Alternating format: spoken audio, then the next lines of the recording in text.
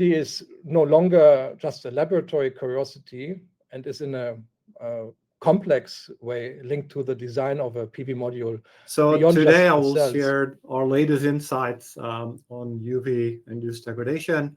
And most of this work was done with our industry partner, Canadian Solar. And part of this work we will be presenting for the first time publicly next week at the European conference. So you're getting a sneak preview of 2 of those talks. We've seen a very rapid transition from PERC. My name is Rasaya Kaitis. I'm media manager at Sinovoltaics, and I will be moderating today's webinar on the latest ultraviolet-induced degradation developments. Before I introduce our speakers, a few quick notes. This webinar will last about 1 hour, and 2 expert presentations will be followed by a Q&A session. On the right-hand side of your screen, you can see the Q&A chat. So please use the Q&A chat to submit your questions at any time during the presentations, and I will address them at the end of the 2 presentations. This webinar is being recorded and will be uploaded on Sinovoltaics YouTube channel. If you don't want to miss the newest content updates on YouTube, don't forget to subscribe to our channel. And now let me introduce our esteemed speakers. So it's my pleasure to have Professor Bram Hooks today in this webinar. He's a Deputy Head of Research at the University of New South Wales School of Photovoltaics and Renewable Energy Engineering. Bram is the lead researcher of the recent study on ultraviolet-induced degradation, which made headlines this August. And in today's webinar, he will share exclusive insights and findings of that research. During a test run we had yesterday, together with Nicholas and Bram, Professor Bram mentioned that some of the insights he'll present today might be shared with the public for the very first time. So we are extremely lucky. He's also the author of more than 300 scientific papers and has been widely recognized for his contributions to the solar industry. Another expert in today's webinar is my dear colleague, Nicholas de Weimar. As Chief Technology Officer, Nicholas is in charge of the technology development at Sinovoltaics. He was also in charge of developing our proprietary artificial intelligence-driven electroluminescence imaging software that we call SELMA, which allows us to perform 100% PV module inspections at the factories. Nicholas has been active in the PV industry for more than 15 years and has a track record of over 100 PV manufacturers audited in East and Southeast Asia. Today, Nicholas is dialing in from Malaysia, but he resides in beautiful Hong Kong. And Nicholas will briefly cover the UVID reliability challenges and explain how industry is already adapting to this new reality. Before I hand over the virtual mic to Nicholas, I would like to briefly introduce Sinovoltaics. Sinovoltaics is a Dutch-German company specializing in technical compliance and quality assurance for both BESS and PV industries, and we operate globally. Our services include quality assurance inspections, factory audits, ESG reporting, and traceability audits for utility-scale solar and BESS developers and investors. We provide these services across all key components typically found in large-scale PV and BESS projects, including inverters, components, transformers, etc. And with more than 15 years of industry experience, we have audited over 350 PV and BESS factories worldwide. And final note from me, before I let our esteemed speakers present, if your work field also includes battery energy storage systems, make sure you register for the webinar that will happen next week. 2 experts will share real-life case studies on how smarter BESS factory acceptance testing can help you save millions in utility-scale BESS projects. I'll pop the registration link in the chat just now.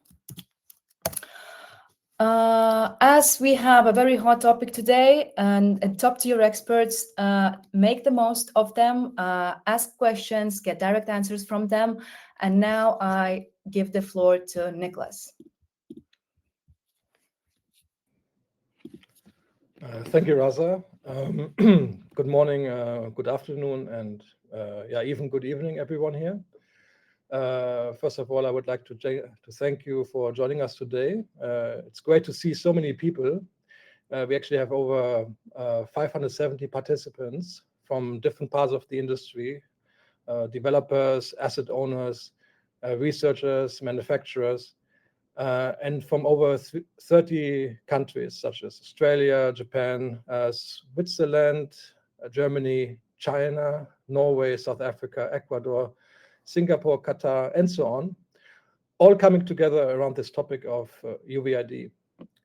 And indeed, TOPCon and also HET have increasingly gone from emerging to mainstream faster than almost anyone expected. That's very exciting, but as we all know, every new technology generation brings new reliability questions. We have seen the challenges with PID, with LID, LETID in the past. And now with UVID, we are facing the next one. UVID is no longer just a laboratory curiosity and is in a complex way linked to the design of a PV module beyond just the cells, but especially with regards to the encapsulant materials and passivation layers. We are starting to see evidence in real production, and that makes it a genuine risk for long-term performance. And for asset owners, that translates obviously into financial risk if projects don't deliver the expected energy yield over 20 to 25 years. So on the ground, we are also seeing very practical bottlenecks.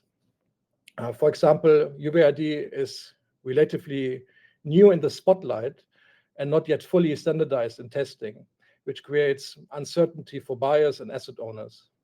Labs and manufacturers are actually still racing to develop reliable test protocols, but bottlenecks still exist, and that includes also long queues at laboratories, and there's also lack of harmonization in methods. Right now, if you try to get actually UVID testing done at some labs, you're often facing long waiting times of months just to even get a testing slot. That's valuable time lost in fast-moving procurement and project development cycle. And the demand from what we see currently is so high that for cost and probably also in time-saving reasons, some developers choose to run UV60 tests instead of UVID. At Sinovoltaics, we have been addressing that challenge in a practical way because of our long-standing relationships with reputable labs, with our UVID reliability testing packages in partnership with accredited laboratories. We are able to arrange UVID testing without this queuing time.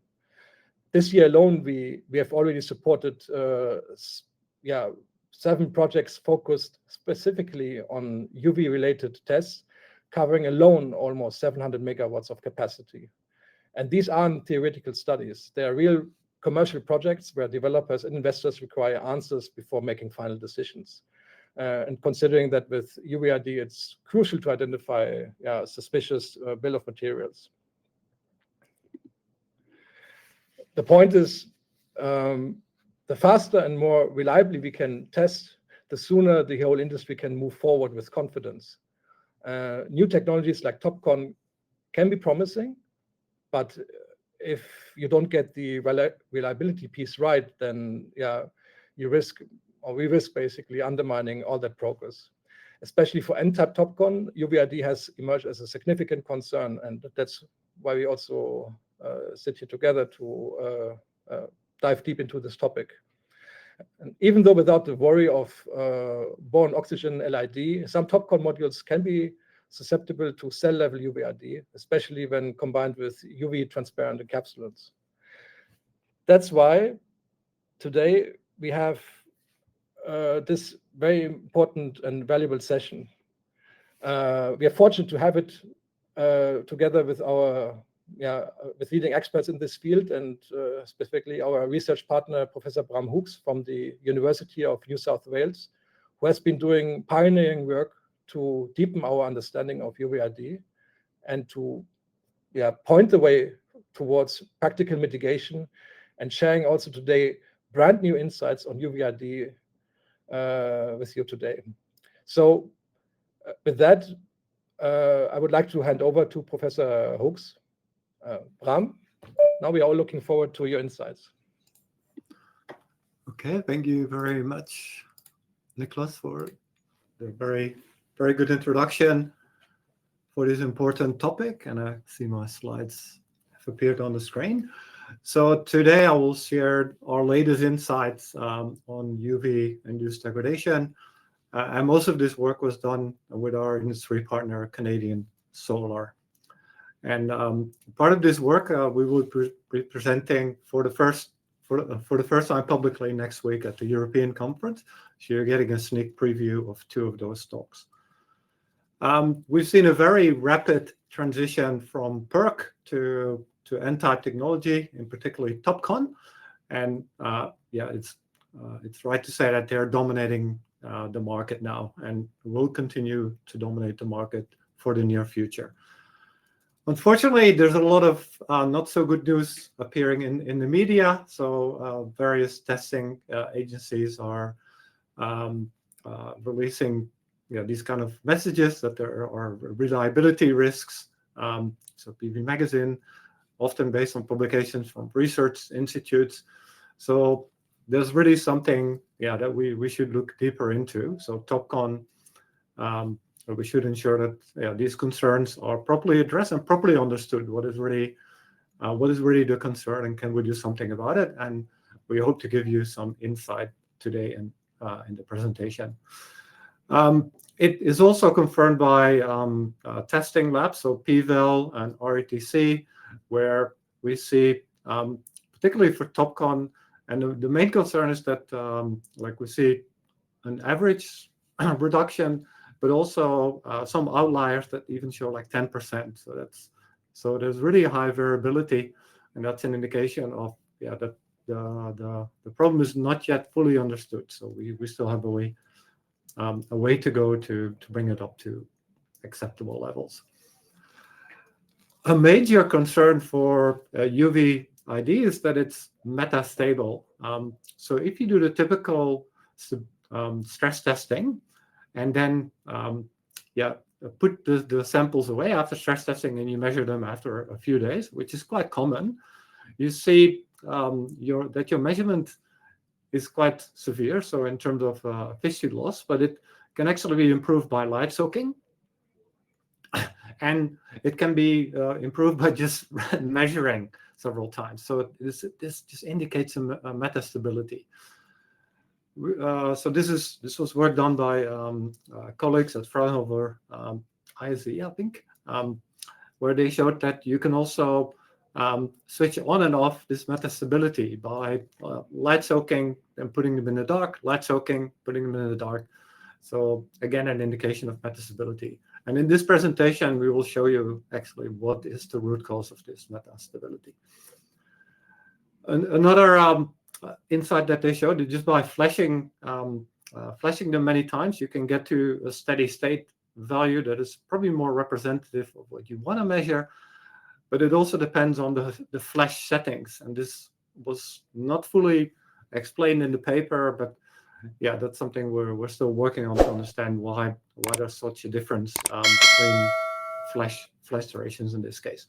But I think what we want to work towards to something that we do appropriate stress test and then measure at field relevant levels. And at the end of the presentation, I will show you the current status of the standard development, which I will actually be presenting in a lot more detail next week in Bilbao at the EU PVSec. Should we care about it if it only happens at testing labs? So unfortunately, it's not only in testing labs. So this is results from fielded modules. These were fielded NPERT modules. They have exactly the same front as the TOPCon solar cell. And this is a study by NREL, just published, I think, a few weeks ago. They showed 2% power loss per year. So that's a lot more than the 0.4 that was on the spec sheet. So really a concern. Fortunately, they had some unfielded spares, which allowed NREL to do some great work to look into the insights. And the first insight they got was these cells actually had, these modules had two issues, and they were shown in two different ways in the solar cells, actually. So the EL images and IV measurements confirmed a significant increase in series resistance. This is not typically something associated with UVID, but I will explain later why this is relevant. The PL images, so that's photoluminescence, where you're not extracting or injecting any current, these are shown here, show also a decrease, and that's the normal UVID that we see. So UVID normally affects mainly the VOC. So it increases recombination, reduces VOC. But what is this combination that we both see, VOC loss and series resistance loss? This was studied in a very clever way with a non-fielded product. So what they did, they exposed half of a module to UV, and half of the module they did not expose to anything. So you can do a relative comparison, and they saw that with UV stressing, they saw 6% loss, which is significant. And this was probably around like 120, oh no, so 600 hours, but like 6 years equivalent dose. So that's quite substantial. So 6% loss, we would not be happy with that. But if we do a combination of damp heat testing and UVID, we see a significantly larger loss. So this is a loss of 29%. And that's the combination of VOC and series resistance. So UV-induced degradation can also affect the encapsulant, and in this case, the encapsulant was releasing acetic acid that resulted in series resistance issues. So this really shows that combined stress testing is definitely something we have to move towards as a sector. I will not show it in this presentation, but it's something I'm quite passionate about, and it's definitely something that's shared by also Sinovoltaics and the great group at NREL. So if we then look at like understanding the fundamentals of UVID, we focus on the component that is the main culprit. In this case, it's the cell. The cell is sensitive to UVID, and let's see if we can understand the UV sensitivity of the cell a bit better. And I'm looking at a few questions here. So does the UV spectrum affect UV-induced degradation? For TOPCon, should we care about the front and the rear, or is one of them more sensitive? And this is more a fundamental question, but the firing step that we always do in manufacturing, does it actually affect UVID? And this actually gives us part of the puzzle to solve the mechanism, as I will show you later in the presentation. So what we did, and this was work that was published in August, we did stress testing with two different light sources. We had UVA, so that's harsh UV, but then we go harsher with UVB. So there's two different peak wavelengths, and the dose and the power was kept roughly identical. And you can see if you compare it to the AM1.5 spectrum here in the red, is that the AM1.5 has both UVA and UVB. So we see, we were checking if we use the same intensity, if they would show the same degradation. So this was the result with UVA. So it's still harsh UV. I would not be happy being in that climate chamber myself. And what we saw is that in this case, we looked at effective lifetime of lifetime samples, and we saw reduction of the effective lifetime. So we saw UV damage, and this UV damage we could mostly attribute to an increase in the saturation current density, in this case, the surface. So we saw significant damage due to UVA. But the interesting thing is that we only saw this damage at the front. The rear, we did not see anything. And we could attribute the whole increase in recombination was due to increase in surface recombination. So no bulk defects in this case. If we then look at UVB exposure at the same temperature, we say that in this case, we just plot the saturation current density. So that's the recombination current we see a massive increase. And we see here a significant difference between the fired and the unfired sample. The fired sample is more stable than the unfired sample. And this is something we will come back to. So this explains, this is one piece of the puzzle in understanding the mechanism and also how to address UVID at the cell level. The experiments with UVB again confirmed that the rear side of the TOPCon doesn't show any degradation. I must stress that these TOPCon cells have a relatively thick polysilicon layer, so 100 nanometers plus. So all the UV is basically absorbed in the polysilicon. Once we move to polyfingers, this will be different. So then the rear could become sensitive to a UVID. And yeah, I already mentioned the fired sample, less degradation than the unfired sample. So if we then look at, coming back to the spectrum, so we had the same intensity in terms of watts per square meter for UVA and UVB. And then if we look at how much do we have in this, the AM 1.5 spectrum, is the majority of the UV is actually UVA, and only 1.5% of the UV is UVB. But if we look at the damage, and this is quite a complicated graph, but the main thing you should take away from this is that we see if we take the identical ratio that we have in the AM 1.5 spectrum, so our dose is calibrated to replicate an AM 1.5 equivalent exposure, we see that the vast majority of the damage at the cell level would be done by UVB. So this means, and this is also confirmed by other work by Enrel, for example, is that it's really about the higher energy photons that are doing most of the damage. So if you can reduce the intensity of those reaching the cell, you will improve your UV resilience of the solar cell. And the difference is very remarkable. So really, most of the damage is done by UVB. So we've already have some answers to the initial questions I posed. So are all photons created equal? No. High energy photons create significantly more damage. And this is something we're working on to quantify that even further. Is the TOPCon front and rear, do they have the same sensitivity? No, the front is very sensitive. And that's why in the remainder of my presentation, I will mainly focus on the front of the TOPCon solar cell. So we will really narrow down on what's happening at that interface. The rear is not sensitive because all the UV is absorbed in the polysilicon. Details can be found in the paper.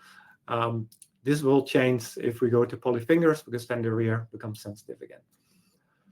Does the firing process have an impact? Yes. Firing makes your cells more stable to UVID. So it shows you one of the knobs we have to make the cells less UV sensitive. And for this, to explain this, we have to go a bit back to fundamentals. So if we look at surface recombination, so this is the recombination fundamentals, it's governed by two different processes. So you have interface recombination, where the recombination rate, so in this case, the surface recombination velocity, it can be surface saturation current density as well. It's basically equivalent. Just depends linearly on the number of defects you have. And in this case, is quantified by the interface defect density, where for top passivating films that we use are around 10 to the 10 defects. So it doesn't mean you have 0 defects. You just have a lot less than if you would not do anything. So if you don't do anything, you have roughly 10,000 times more defects. The best we can achieve is 10 to the 9. So that's with thermal oxide. So this was used in the UNSW world record PERC cells in the late 90s. But the typical ALOX film is in this range, so like 10 to the 10, 10 to the 11. Because most films also rely on the second part, which is field effect passivation, where you have fixed charge in your dielectric that either if you have a negative charge or a positive charge, they both can reduce recombination, because for recombination, you need both an electron and a hole. And if one of them is short supply, then your recombination rate goes down. So with negative charge, you push away the electrons, and that reduces the recombination with the electron concentration. And this is super important to understand what's happening with UVID. So we'll come back to this, to DIT and QF quite often in the remainder of this presentation. If we then look at ALOX, so this is ALOX is used in 100% of the TOPCon front. So that's why it's important to look at this interface. And how does ALOX provide surface passivation? This has a fixed negative charge that is present at the interface with the silicon oxide, which is unintentionally grown on crystalline silicon. So the negative fixed charge is here. And then your interface defect density is determined by the quality of your silicon oxide. So that determines your DIT. The fixed charge in your ALOX determines your field effect passivation. And both factors are affected in UVID. And we actually already knew this in when we first started working on ALOX. So this is work that I did when I was still a grad student in the Netherlands, where we looked at like a very exotic technique to measure electric fields in silicon. I will not bore you with the details. The only thing you have to take away is that we can measure electric fields, and that's exemplified here when we had a sample where in the acid-positive state, we knew that there was no fixed charge. With annealing, we could switch it on the same sample, and we saw a massive increase in the EPCs signal, so the electric field signal. So we had a non-contact way to measure electric fields. What we also saw in this experiment, and this is super relevant for this study, is that if we took a too high intensity laser beam, the EPCs signal increased. So we were able to kick electrons from your silicon into the ALOX and increase the fixed charge density. So we already demonstrated that this time that the fixed charge density is not necessarily a constant. You can increase it. And this is happening in UVID, because the more energy the photon supplies, the higher it's kicked up initially, and the higher the chance it actually can get trapped in the ALOX film. So we had here the first direct evidence of charge injection into ALOX. So now we have a few new research questions. So I told you that QF and DIT is super important for surface passivation. So can we actually quantify that during the various stages of UV-induced degradation? Does the aluminum oxide thickness and preparation method play a role in UVID? And can we actually also happen what is causing, I will show you, there is some difference in DIT. Can we explain what is happening there? And all these questions we will answer in the next slides. So we set up quite a complicated experiment, and I will not bore you with all the details, but we take two types of samples. So one more conventional lifetime sample that just allows us to do more sophisticated measurements, particularly to extract DIT and fixed charge. And we take the sample that is representative of the front of the TOPCon solar cell.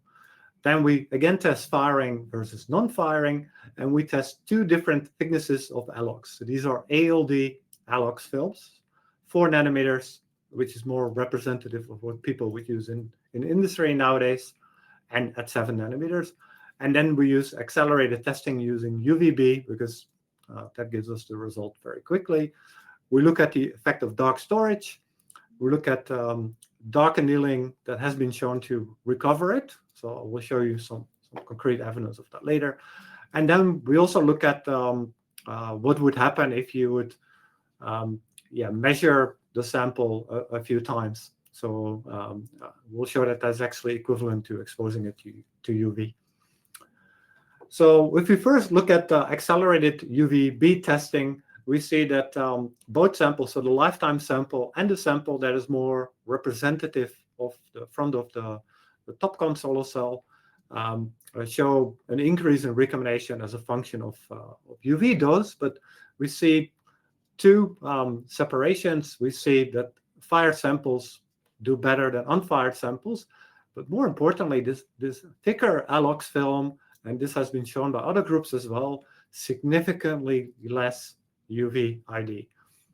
So that's the first mitigation method that we have available to us.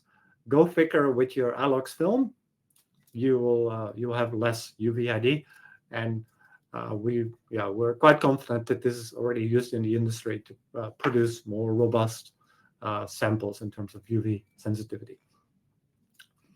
Then this was work done by Fraunhofer in Germany, where they compared ALD versus PCVD ALOX, and there was a massive difference. So PCVD ALOX with a PCVD silicon nitride stack, significant reduction. So that's the yellow curve here.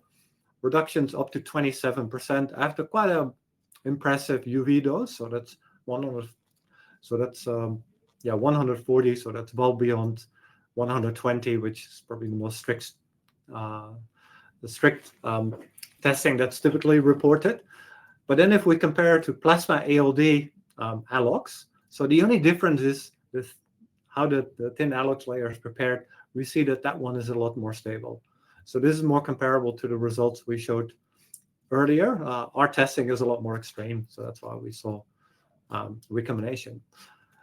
But they also show that if you just make sure that your silicon oxide film is of higher quality, in this case they used thermal oxide to make the silicon oxide layer, while in these two cases they rely on the silicon oxide that is formed during the process. That also made the cell a lot more stable. So this clearly points towards making sure that you have like a very good interface that so the quality of your interface will determine how sensitive you are. So key trend, PCVD, really a poor performer in this case for UVID. Plasma assisted ALD, which is I think there's only one company that I'm aware of supplying that equipment for the industry. Most people would be using thermal ALD, but thermal ALD you would expect roughly something similar, so a similar result as PEA, plasma enhanced ALD, and thermal silicon oxide stacks, which is also something you could easily implement in manufacturing. If we then look at what is happening with this recombination current when in the various stages, and we come to like dark annealing of dark storage later. So we see that on the UV exposure, we see the recombination current ramping up. But then in dark storage, we see that this doesn't stop. So this is fully consistent with the results reported on solar cells and modules, where dark storage results in a further reduction of the performance, so an increase in recombination, decrease in VOC. And we see that there's a bit of scattering in the sample, so we see that the sensitivity is not uniform, but the worst performing samples, they really see, particularly this one, a rapid increase in degradation. And then in dark annealing, which is done at 85 degrees, we see that we can basically get it back to the normal value. So 85 degrees is, of course, higher than you would typically see in the field, but it's again an important piece of the puzzle. What is causing this degradation? So now we come to the more like the very technical results, and this is something most companies would not have in-house to measure the interface defect density as a function of treatment. So, and I will guide you through it. So first of all, on the UV exposure, we see a rapid increase of DIT for every sample. So these are the different samples, so not fired, two different thicknesses. The detail actually doesn't matter because they all show the same behavior. UV breaks silicon hydrogen bonds, which is one of the weakest bonds in the dielectric stack. And this hydrogen, I will show in the next slides, it actually accumulates at the surface. So we break silicon hydrogen bonds throughout the stack, but the mobile hydrogen piles up at the interface. In the dark, we see that for most samples, so here we see a slight increase, but most samples we see DIT staying equal. So there's nothing happening with DIT when you put the samples in the dark. So that's a very important observation. It's also not improving. It stays stable. If we do the annealing, so that's the green curve here, we see that we improve the DIT. So we fix the interface, and we attribute that to hydrogen diffusing away from the interface. And we can see that we're back to square one. And then a short UV dose, as you would use in like stabilizing before measurement, doesn't really do anything for DIT. So it means we have part of the puzzle, but we don't have the full puzzle for DIT if we just focus on DIT. And this is the evidence we have for this hydrogen piling up at the interface. So these are time of flight SIMS measurements. So we're counting fragments. So we remove a layer and we count what is removed from the layer, and then we count the mass, and then we can assign certain fractions we measure, we can assign to hydrogen. And we see that in this case, we see a significant increase after UV at the interface. So we see hydrogen piling up at the interface, and it's not very well known, but like experts in the field know that too much hydrogen is not good. Too much hydrogen actually creates defects. So like a low amount of hydrogen is good. It's good for passivation. You can have too much, and that's what we believe is happening here. But yeah, we don't have the full solution. So we also have to look at the fixed charge density. So under UV, QF increases. In dark storage, this charge actually is released back. So in the dark, the additional charge you pump into the system is released. And this is something we also already showed in 2008. So it's not really new for us. But you see consistently that you pump it up, it leaks out, and that is the main cause for this dark storage reduce in passivation. The anneal, counterintuitively, this actually reduces QF. And this is also well known for people like myself who have spent more than enough time on the analog system, is if you anneal the system for a longer time, you typically end up with a lower fixed charge density, but you fix the DIT, so overall your passivation goes up. And a short UV dose is again enough to increase QF. So this preconditioning that we see all has to do with QF. So the full dark storage is explained by QF leaking away. This preconditioning is just bringing the QF to the level it would also be in the field. And that's important. So we should measure UVID at the level that is field relevant. I will come back to that later as well. So, and this is like the evidence where we also showed that, we can increase. So in this case, with second harmonic generation, we can see this charge injection. Here we switched off the laser beam for a while, and we can see the direct evidence that the part of the charge was leaked back into the silicon. So this is very consistent with the current with the understanding that we have for the system for almost 2 decades. We also looked at the chemical bonding of the dielectric film, and I will not go into much detail here, but we see that we have permanent changes in the film, which is quite remarkable. The changes are happening at both at the surface, and this is something that's probably a testing artifact for us because we test in air. We see that the silicon nitride actually oxidizes at the surface, also reported by other groups, but that would not happen in the field because there's not enough oxygen probably there to for this to happen, and it will also not be relevant for the surface passivation mechanism. What we see in addition is that even though our temperatures are very modest, so this peak 4, that increases in intensity. So we see changes at the crystalline silicon interface. So we see the silicon oxide, like the thermal oxide reported by the Fraunhofer group, we see that UVID if like the various treatments that we do for dark annealing, for example, improves this interface and just makes it better for subsequent exposures. So if we come to our proposed UVID mechanism, it's actually quite simple. So UV breaks silicon hydrogen bonds. This hydrogen piles up at the interface, resulting in an increase in DIT. The UV also increases QF, but the increase in DIT dominates the passivation behavior, so that's why passivation decreases for the typical stacks that we have. In the dark, DIT remains constant.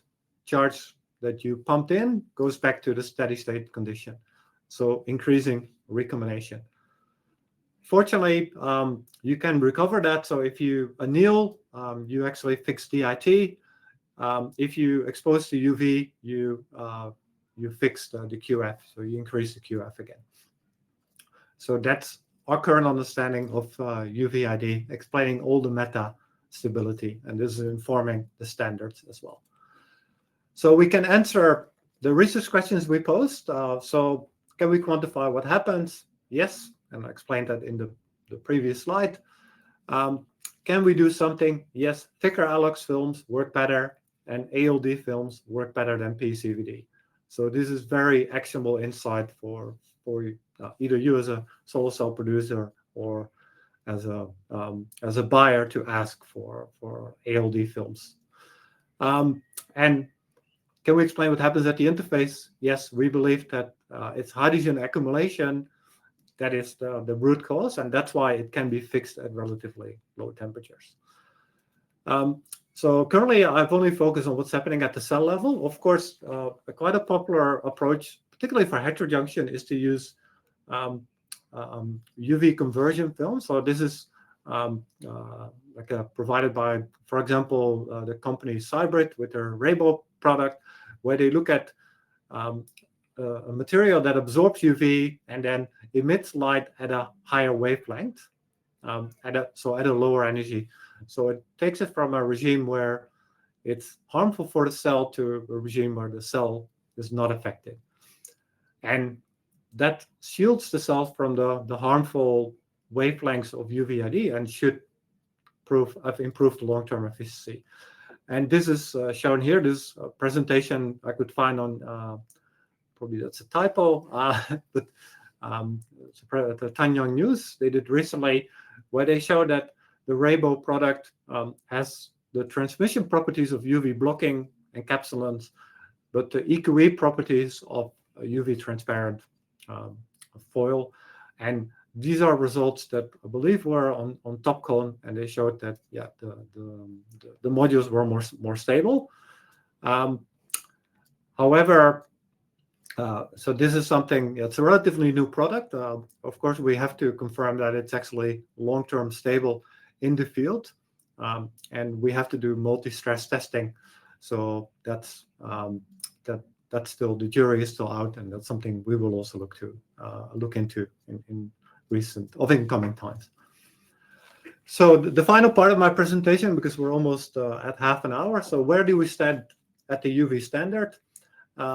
We have a lot of debates on what UV light source we will use. And if you reflect back on my presentation, it's very important how much of UVB do you have in your light source, because that does all the damage. And the standards have quite a wide range that is accepted and acceptable. So you can actually only compare apples to apples if you use the same light source. And then there's some other concerns as well, which I will come back to in the later slide. So it's very important that you compare similar or identical sources and conditions. We also see that we have to operate the modules near maximum power point or open circuit, not at short circuit, because there's significant differences. And the post-light soaking is needed to remove the dark source metastability, because we want to measure something that is field relevant. And the standard will not test to failure, but it will test up to 3 years outdoor, depending on where you are on the planet. But that's just, we have to remain practical. This is how the standard looks now. I will not go into detail, the slides will be shared, and the presentation, the recording will be shared, so you can pause here and have a look. And if you're in Bilbao next week, then I will explain it in a lot more detail. So in terms, sorry, I went back. So the lessons we've learned, and this is also something I will explain in detail in the presentation next week, is, or actually this one I presented today, UVID, really, it's all about the high energy photons. Your UV actually affects everything. So the filters you use, the meters you use, the housing. So you really have to calibrate and test at a regular basis, because you could, your test done in March could be different from May. So operation really affects UVID. So you have to keep it at open circuit, which is the easiest, or maximum power point tracking. And yeah, you need a certain dose of, actually, it's only UV light that it's needed to bring the cell back to life. And the aim for the standard is to really predict what's happening in the field. So to conclude, UVID is a significant degradation mode. We made a lot of good progress, but there's still more work to be done to bring it down. We believe that it's best to see if we can solve it at the cell level, because then if it's solved at the cell level, it just gives us more freedom at the module level. Unfortunately, UVID is metastable for TOPCon and heterojunction. The metastability is quicker in TOPCon than heterojunction, so the standard will have to reflect that. For TOPCon, it's all about what's happening with DIT. So UV increases DIT, but also increases QF, which is metastable and which explains the dark storage. This is something directly actionable for you. So the ALD ALOX shows better results. Thicker is better. And that's how I've seen many companies already improving the UVID of their solar cells, which will translate to better modules as well. UV converting encapsulants are definitely a very interesting option. We have to look at the long-term stability. And then we're working hard on the standard, and we try to really address fully metastability. So we only report field relevant results in a way that can be done at a relevant time, because that's what the field needs. And this concludes my talk, and we still have 10 plus minutes for questions. So we'll stop sharing my slides now. Yeah. Thank you, Professor Bram, for such a deep dive into this hot topic.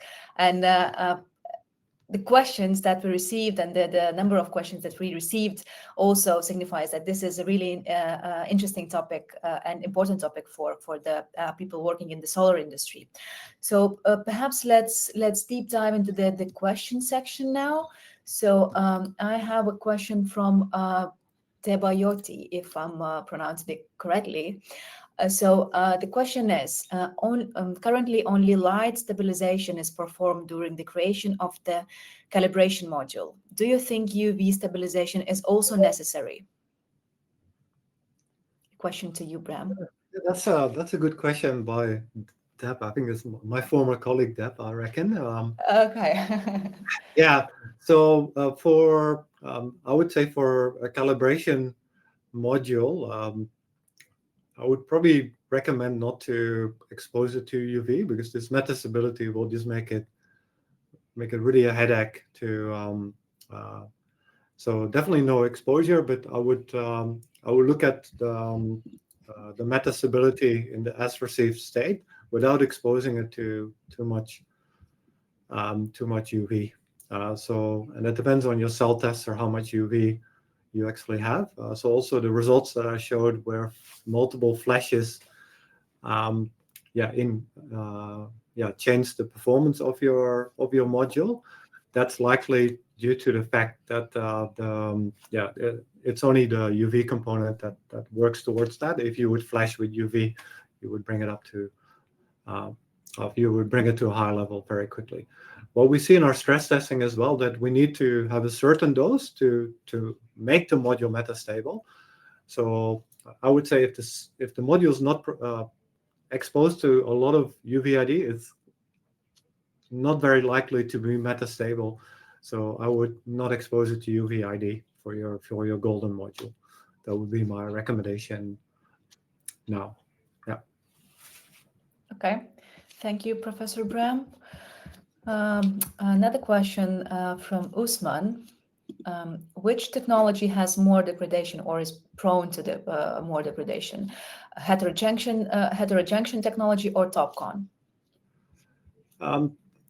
Yeah, from the previous results, they're probably quite comparable. Although the typical heterojunction module solves it in the BOM, so like this UV downshifting material that I've shown, that is almost used in every heterojunction module at the moment. So currently, the TOPCon modules would show a higher sensitivity because, yeah, it's not addressed at the BOM level.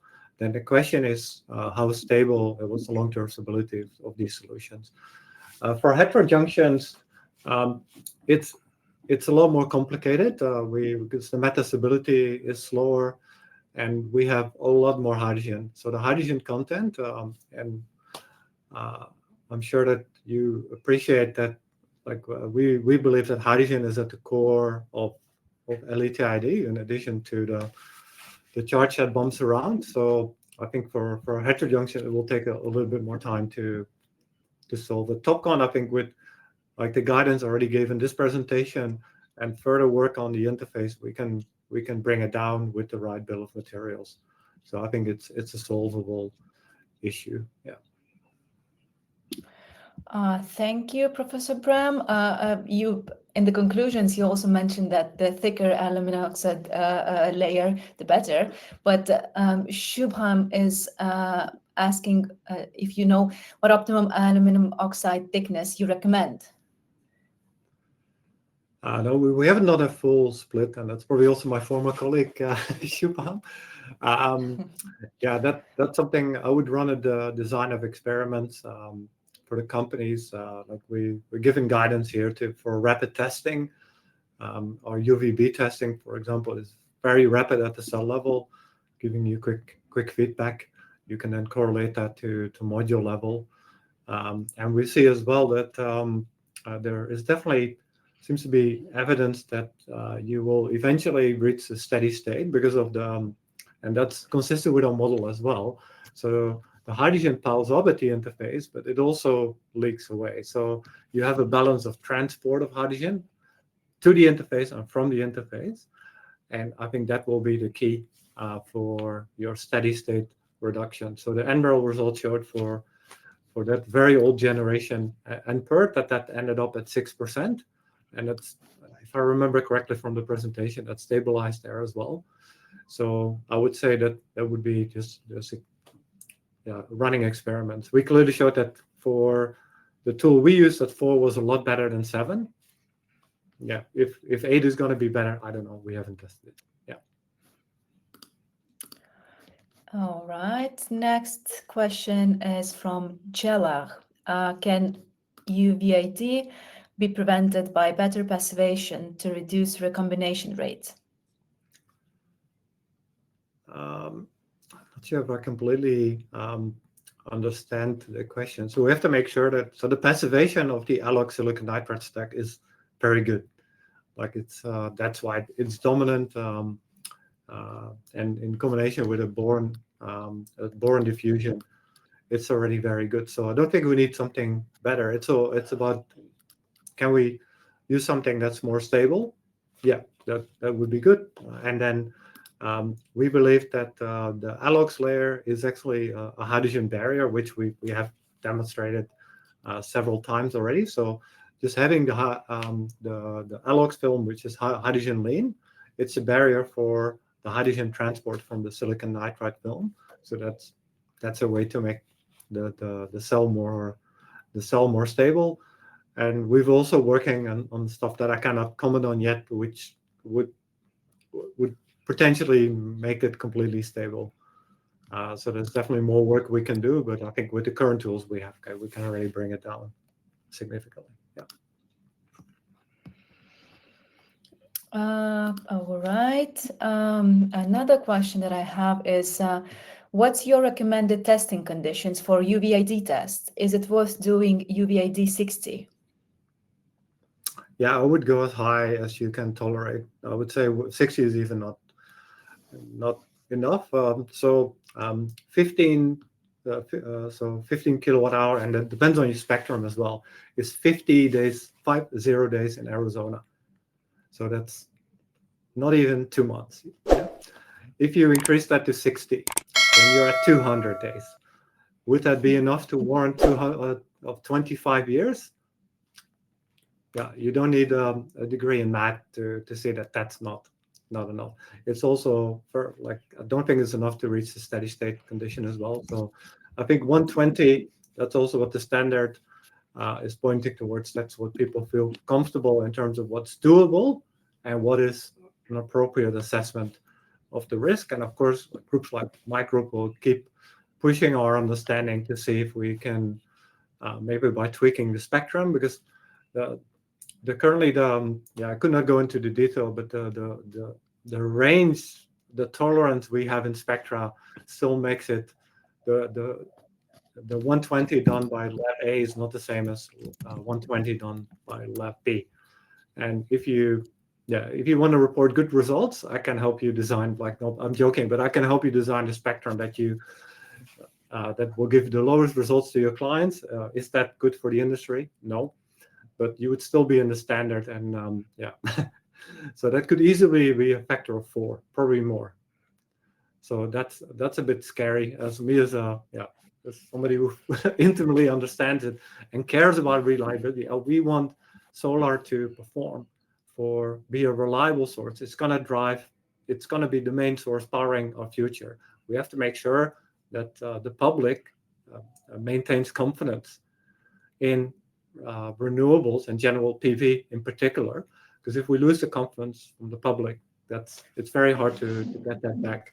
So we should have the appropriate standards that predict whatever asset life we're aiming for. So if that's 20 years, ideally longer, because that's it's always better to squeeze more out of an asset. So that's more a philosophical answer, but yeah. That's very well said. Yeah. That's very well said, Pram. Sorry. And I think we at Sinovoltaics also strive for quality, and that's why we do what we do. We perform quality tests. This is a nice, I think, ending, as we are almost running out of time. We still have around 10 questions in the question box, so we will answer those in writing and share the answers with the audience. Let me just ask a final question to you, Bram. That is coming from Dricus. He is thanking you for this deep dive on UVID, and is asking whether, aside from research on UVID, is there any other topics that at your attention at the moment at the University of New South Wales? Yeah, in terms of reliability, the corrosion. So we look. There's so much movement in particularly in metallic paste. So with laser-assisted firing now being generally adopted, we see that as something we just need properly to understand for compatibility of the bill of materials. And then also we're quite active in developing also novel UV conversion technologies. So and we're also working on technologies that ideally would give 2 photons for every UV photon. So in order not only to protect the solar cell, but potentially to increase the solar cell efficiency by applying a more active current generating generating component either directly on the cell or in the module. So and then of course we have a massive tandem portfolio. So we work on every tandem technology that is under consideration, because we're getting close to the fundamental limit of silicon solar cells. That's also why we actually become more sensitive to these failure modes, because every additional FEM to amp, it's quite a technical term, but for a PERC solar cell, 5 M2Ms in additional recombination, you will not see it. So that was one of the questions I saw as well. For TOPCon solar cell heterojunction, it kills you. So the closer we get to the fundamental limit, the more sensitive we become to failure modes that maybe were already always there, but just we were not sensitive to them. And then the next step will be tandem. But yeah, there we also have concerns with perovskites in terms of stability, where yeah, there's a lot more than just UVID. I can tell you that. Yeah. Mm-hmm. Well, thank you. Thank you once again, Professor Bram, and thank you, Nicholas, for shedding a light on the latest UVID developments. I thank you, the audience, also for being so engaged. We'll provide you the answers to your questions in writing, and also we will share a recording of this webinar. If you have any questions, don't hesitate to contact our esteemed speakers directly. You can see their contact details on the screen. And I wish everybody a great day and see you in the next Sinovoltaics webinars. Thank you. Bye-bye. Thank you. Bye-bye. Visit Sinovoltaics.com to learn more.